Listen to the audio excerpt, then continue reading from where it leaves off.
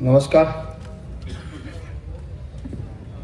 नगरपालिकेच्या प्रचार सभेच्या निमित्तानं उपस्थित असलेले सर्व व्यासपीठावरील प्रतिष्ठित प्रभाग क्रमांक 11 आणि प्रभाग क्रमांक 12 या दोन्ही प्रभागातील चारही उमेदवार पक्षाच्या नगराध्यक्षा येतील. खालची सभा शेवट चालू आहे.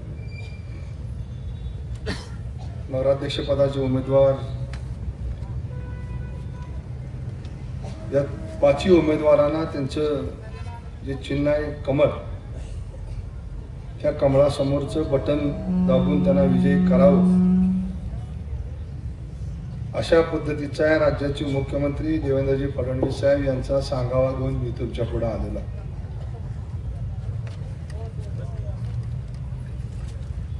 आपल्या सगळ्यांना माहिती आहे की नगरपालिकेची निवडणूक आहे आणि देशाचा कारभार चालवण्याकरता जशी लोकसभा लागते, राज्याचा कारभार चालवण्याकरता जशी विधानसभा लागते, तशी गावचा कारभार चालवण्याकरता ग्रामपंचायत लागते किंवा नगरपालिका लागते. आणि आज त्या नगरपालिकेची निवडणूक आहे. पूर्वी नगरसेवक निवडले जायचे, नगरसेवकामधून नगराध्यक्ष निवडला जायचा. परंतु काही निर्णय शासनाने घेतले आणि शासनाने घेतलेल्या निर्णयामध्ये इथं बसते बालाजी, इथं बसते समोर. शासनाने निर्णय घेतला आणि अध्यक्ष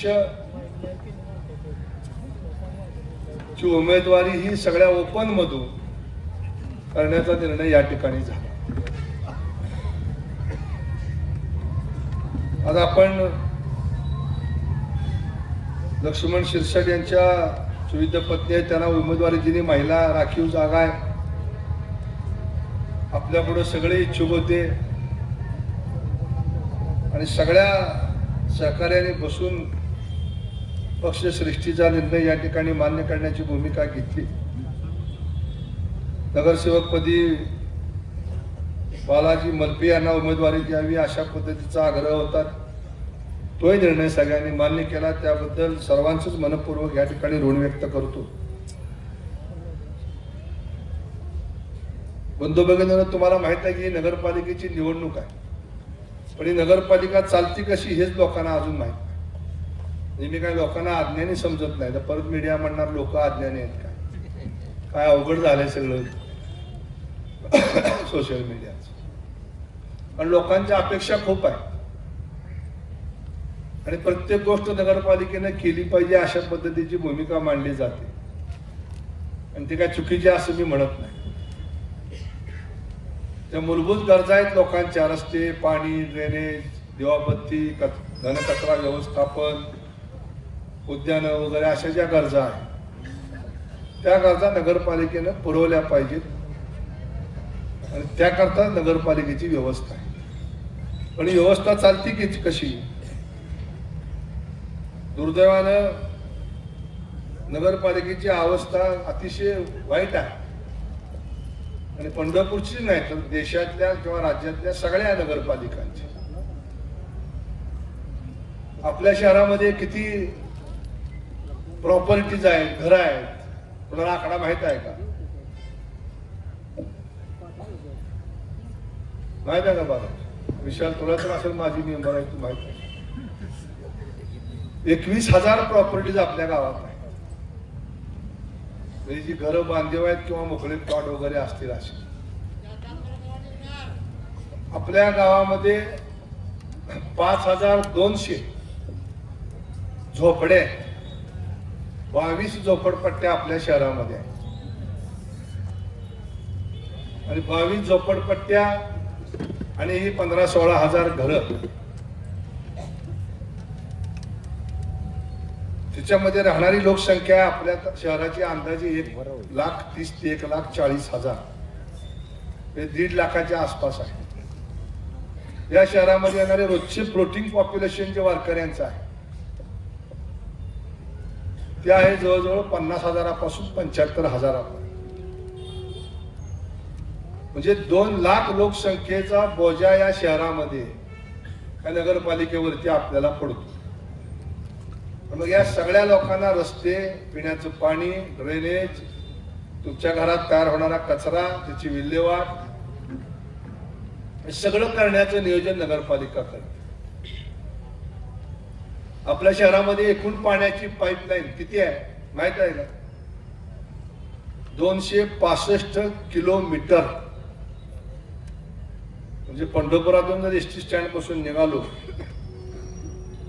आणि लोणावळ्याच्या एसटी स्टँड पाशी गेलो, जेवढी लांबी भरेल तेवढी पाईपलाईन या शहरामध्ये आहे. शहरात रस्ते किती आहेत? शहरामध्ये अंदाजे 350 किलोमीटरच्या आसपास रस्ते आहेत. मग काही लहान बोळ आहेत, काही मोठे रस्ते आहेत, काही मातीचे आहेत, काही खडीचे आहेत, काही डांबराचे आहेत. या शहरामध्ये तुमच्या घरातून सांडपाणी वाहून जाणारी ड्रेनेजची लाईन टाकलेली आहे नाही बाबी? ती लाईन किती लांब आहे? अंदाजे 200-250 किलोमीटरच्या पुढे ही लाईन आहे. आपल्या शहरामध्ये रोज कचरा किती तयार होतो? आपण घरामध्ये तुमच्या घंटा गाडी येते ना, आपण काय करतो? घरातला कचरा त्याला देतो. तुम्ही म्हणता किती माझा पिशवीभर तर आहे. किती कचरा आहे माहित आहे का शहरामध्ये? रोज 40 टन. म्हणजे जर 10 टनाची एक ट्रक पकडली तर 4 ट्रक कचरा रोज निघेल, एवढा कचरा या शहरात तयार होतो.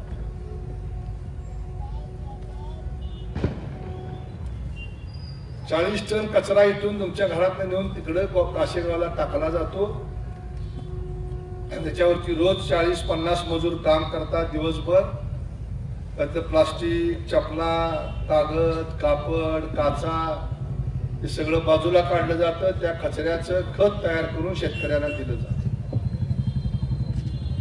आपल्या शहरातल्या 1.5 लाख लोकांना, येणाऱ्या 50,000 लोकांना हे शहर पाणी किती पुरवतं? नगरपालिका 30 दशलक्ष लिटर एवढं पाणी रोज नगरपालिका चंद्रभागा नदीमधनं उचलते. इथं आपलं वॉटर वर्क्स आहे, त्या ठिकाणी पाणी आणलं जातं, ते शुद्ध केलं जातं आणि शुद्ध करून शहराच्या 22 टाक्यामध्ये साठवलं जातं आणि त्या टाक्यामधनं तुमच्या घरामध्ये पाणी येतं. आता हे सगळे नगरपालिका करते. नगरपालिकेचं उत्पन्न किती आहे? नगरपालिकेचं उत्पन्न आहे घरपट्टीमधनं मिळणारं उत्पन्न, पाणीपट्टीमधनं मिळणारं उत्पन्न.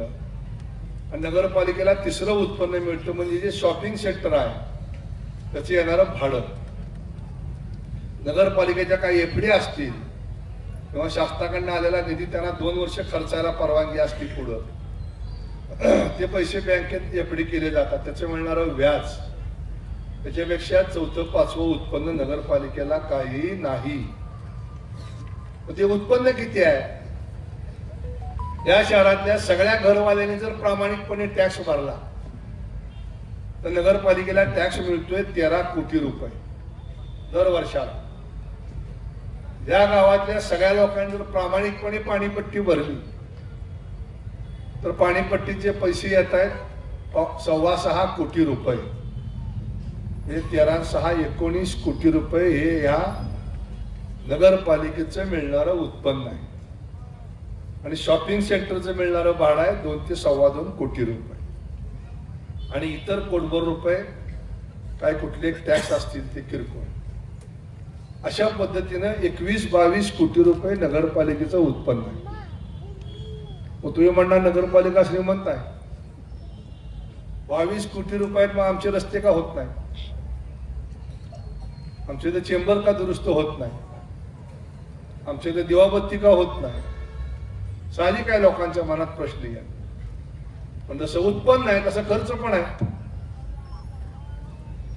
खर्च कसा होतो नगरपालिकेचा? तुम्हाला जे पाणी दिलं जातं ते पाणी उचलण्याकरता खाली आपल्या इसबावी भागातच कंड्रेट आर्मीच्या खालच्या बाजूला नदीच्या ठिकाणी आपले पंप हाऊस आहे आणि तिथून पाणी उचलून इथं आणलं जातं, इथं शुद्ध करून टाकीत पाठवलं जातं. तर त्या आणायचा नुसता इलेक्ट्रिसिटीचा खर्च वर्षाचा नगरपालिकेचा आहे 5,96,00,000 रुपये. ते आणलेलं पाणी त्यातली घाण काढायची, शुद्ध करायचं, तुरटी, त्याला ब्लिचिंग, इतर केमिकल, तो खर्च आहे 60 लाख रुपये. तुमच्या घरात पाणी येतं, तुम्ही पिप भरता, पीप भरल्यानंतर सकाळी काय करता? पण दुसऱ्या दिवशी नवीन पाणी नळाला आलं की पहिलं पाणी शिळं झालं म्हणून ओतून देता ना. बरोबर, एक पाणी शिळं झालं कालचं होतं आणि परत नळ सोडतो आणि परत नवीन पाणी आज ताजं आलं म्हणून भरून ठेवतो. पण ते सुद्धा पाणी एक दिवस शिळं असतंय, तुम्हाला लोकांना माहित नाही. आज दिवसभर पंप चालू आहे सकाळपासून रात्रीपासून कालच्या. इकडे टाक्यात पाणी सोडलं जातंय, तसं इकडे नदीतलं पाणी उचललं जातंय. 24 तास सायकल चालू आहे. शुद्धीकरण होतंय, शुद्ध झालेलं पाणी नवीन टाकीत घेतलं जातंय, तिथून पंपाने परत टाक्यात पाठवलं जातंय. मग आपण सकाळी पाणी उचलून देतो. किती पाणी उचलतो? 30 दशलक्ष लिटर. आणि त्यातलं आपण पितो किती पाणी? स्वयंपाकाला किती वापरतो? अंदाजे 6 दशलक्ष लिटर. म्हणजे 20-22 दशलक्ष लिटर हे पाणी संडास, बाथरूम, कपडे धुणं, भांडी, बागेला पाणी घालणं, गाडी धुणं, चौकात पाणी मारणं, सडा, रांगोळी ह्याच्याकरता खर्च होतो. म्हणजे बाथरूम मधलं, टॉयलेट मधलं पाणी जातं कुठं? ही जी तुमच्या घरासमोरून लाईन गेली आहे 250 किलोमीटर लांबीची, 300 किलोमीटर, त्यातून हे पाणी जातं गोपाळपूर. गोपाळपूरला गेल्यावर काय होतं? एकदम काळं पाणी असतं. घरामध्ये येताना पाणी शुद्ध पांढरं असतं. ह्या काळ्या पाण्याला परत शुद्ध केलं जातं. त्याच्याकरता तिथं 10 एकरावरती मोठा प्लांट आहे, अत्याधुनिक मशिनरी आहे, त्याकरता केमिकल वापरले जातात. कारण हे घाण पाणी नागरिकांना सुद्धा रस्त्यावर सोडायला कायद्यानं बंदी आहे. तसं नागरिकांना बंदी आहे, तशी नगरपालिकेला सुद्धा नदीमध्ये घाण पाणी सोडायला बंदी आहे. आणि हेच पाणी पुन्हा पुढे कोणतरी पिणार आहे, सोलापूरवाला, मंगळवेढावाला. आपल्याला पाणी कुठे येतं? पुण्यात नाही येते. आणि मग हे पाणी शुद्ध केल्याशिवाय नगरपालिकेला सोडता येत नाही. ते नगरपालिकेला शुद्ध करायचं पाण्याचा लाईटचा खर्च आहे 2,60,00,000 रुपये आणि केमिकलचा खर्च आहे तो अंदाजे 40 लाख रुपये. म्हणजे 6.5 कोटी रुपये ते आणि 3 कोटी रुपये हे 9.5 कोटी रुपये नुसतं पाणी उचलणं, आपल्या घरात आणणं, तिथून सांडपाणी बाहेर सोडणं आणि ते शुद्ध करून नदीला सोडणं. 10 कोटी रुपये नगरपालिका खर्च करते. नागरिकांना माहित आहे का? हे कोणालाच माहित. 350 किलोमीटरचे रस्ते आहेत, प्रत्येक ठिकाणी लाईट आहे, 30 मीटरला एक खांब आहे, प्रत्येक खांबावर हायमास्ट आहेत, बल्ब आहेत, मोठ्या ट्यूब आहेत. त्याचं लाईट बिल किती येतं वर्षाला? 2 ते 2.25 कोटी रुपये. 2.25 कोटी, 2 कोटी. उन्हाळ्यात कमी येतं, दिवस मोठा असल्यामुळं थंडीत जास्त येतं. अंदाजे 2 कोटी 2.25 कोटी रुपये लाईट बिल येतं. म्हणजे जवळजवळ 12 कोटी रुपये नुसतं लाईटचं बिल ही नगरपालिका MSEBला देते. हे झालं पाण्याचं. आपण जो कचरा घरात तयार करतो, तो घंटा गाडीत टाकतो, तो कचरा तिथे गेल्यानंतर त्याचं वर्गीकरण करून त्याचं खत बनवण्याकरता नगरपालिकेला खर्च येतोय 3.5 ते 4.25 कोटी रुपये. म्हणजे हे गेले 12, हे 4 कोटी 16. नदीतल्या पाणी उचलतो ती इरिगेशन डिपार्टमेंटला आपण पाण्याचा दर वर्षाला पैसा भरतो 2 कोटी रुपये. 17-18 कोटी रुपये इथं सगळे संपले. तुम्ही जे म्हणलं ना 22 कोटीची नगरपालिका श्रीमंत किती आहे? 18 कोटी विना उत्पादक, त्यातनं प्रोडक्टिव्हिटी काही नाही. ना नवीन रस्ता होतोय, ना नवीन गटर बांधलं जातंय, काही तयार होत नाही.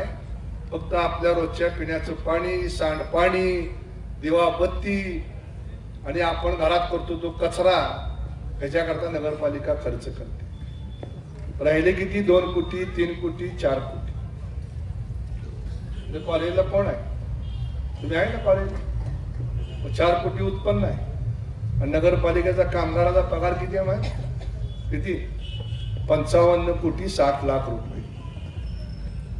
मग या 4 कोटीतनं 55 कोटी रुपये वजा करा, -51 झाले का? म्हणजे 51 कोटी रुपये नगरपालिका तोट्यात. मग तुम्ही म्हणणार कसं चालतंय? हे सगळं चालतं आपल्या पाठीमाग सरकार असल्यामुळं चालतं. राज्य सरकार सगळ्या 55 कोटी रुपयाचा पगार सरकार करत. वारीमध्ये यात्रेकरू आले त्याकरता 5 कोटी रुपये देतो. त्यात शौचालय उभारणं, बाकीची कामं, पिण्याचं पाणी, टँकर लावणं, ही कामं केली जातात. सगळ्या गोष्टी शासन करते. 4 कोटी रुपयावरती नगरपालिका ह्या गावातल्या रस्त्यावर मुरमाची पाटी सुद्धा टाकू शकणार नाही. हे वास्तव आहे. पण तरी आम्ही तुमच्या पुढे येतो, लोकांना सांगतो की आम्ही एवढे कोटी आणले, तेवढी कोटीची कामं केली, सांगतो ना. मग हे पैसा येतो कुठे? तर हा सगळा पैसा येतो राज्य शासनाकडनं आणि केंद्र शासनाकडनं, आणि त्याच्यावरती नगरपालिकेचा कारभार चालतो. म्हणून आम्ही तुमच्या पुढं कमळ चिन्ह घेऊन का आलोय? इथं बालाजी का विशाल का ढवळेताई का शिरसटताई हा विषय नाही आहे. परिचारक आहे का कोण आहे का गणेश भाऊ आहे का अजून कोणी आहे हा विषय इथं नाही आहे. आम्ही कोणतरी निमित्त मात्र आहेत, त्याचे त्या बुद्धिबळाच्या ह्याच्यावर. नगरपालिका आणि शासनाच्या मध्ये दुवा म्हणून आम्ही काम करतो. तुम्ही आमच्याकडे बघून मत देऊ नका. पण केंद्रात शासन भाजपचं आहे, राज्यात शासन भाजपचं आहे, आणि जर गावात शासन भाजपचं नसेल तर उद्या जर शासनाने निर्णय घेतला की पंढरपूरच्या लोकांना भारतीय जनता पक्षाचा अध्यक्ष चालत नाही, उद्या आम्ही पैसे मागायला गेल्यावर आम्हाला म्हणतील बघूया काय गडबड आहे, देऊ थोडं निवांत. बरोबर आहे का नाही? त्याच्याकडनं आपल्याला काय अपेक्षा आहे त्याला आपण काही ना काही मदत करतो. त्याच्याकडनं काय अपेक्षा नाही त्याला काय म्हणतो ठीक आहे बघूया करूया. त्यामुळे केंद्रात आणि राज्यात शासन भाजपचं आहे म्हणून आपण कमळ चिन्हावर तुमच्या समोर उभा राहिलेलो आहे.